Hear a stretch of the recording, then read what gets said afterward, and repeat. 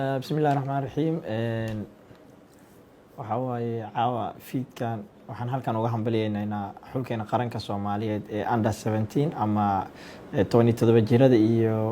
mataqaana uga qayb galayay kubadda cagta ciyaaraha wadamada bartamaha iyo geeska Afrika SCAF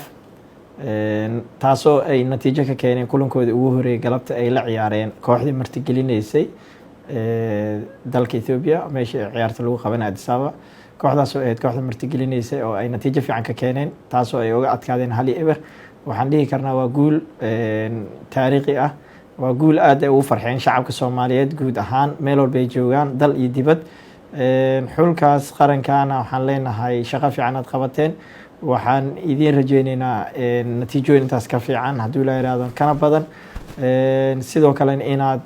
noo soo hoydaan guusha ama aad noqotaan championka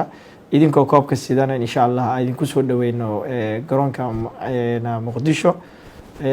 sidoo kale waxaan fursadan jeclaan lahaa inaan aad uga mahad celiyo xiriirka kubadda cagta Soomaaliyeed oo ayaguna lahaa door aad muhiim u leh oo aad kaalin xoog leh ka qaatay in xulkaas qaranka matalayay iyo xulka ah oo ay ka soo xuleen gobolada dalka Soomaaliya ay maanta nooga qayb galaan ciyaarahaas naguna matalaan guud ahaan qaranka Soomaaliya natiijo fiican oo keen ilmahaas marka waxaan leenahay idinkuna waa mahadsantiin sidoo kale waxaan hambaliyo qaas ayadana aan leeyahay macallinkii ama tababarihii xulka qaranka 17 jirada macallin Nuur Amiin oo asaguna ahaa maskaxdii iyo hormuudkii guusha galabta ay ka gaareen xulkeena qaranka Soomaaliya dhigooda dalka Ethiopia oo koobka martigelinay waxaan leenahay guud ahaan ayagoo isku duuban intii dhalinyaradaas juhdi gelisay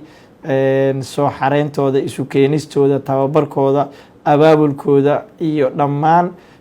ka qayb qaadashadooda in alaal intii juhdi gelisay ama waqti gelisay waxaan leenahay ayaguna aad u mahadsantihiin waa wax dhammaan guushaasi ay u soo hoyeen shacabka Soomaaliyeed meel walba ay joogaan dal iyo dibad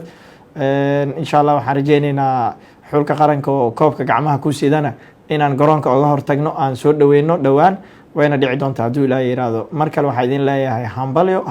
hambalyo xulka 17 jirada ee xulka Soomaaliya aad u mahadsantihiin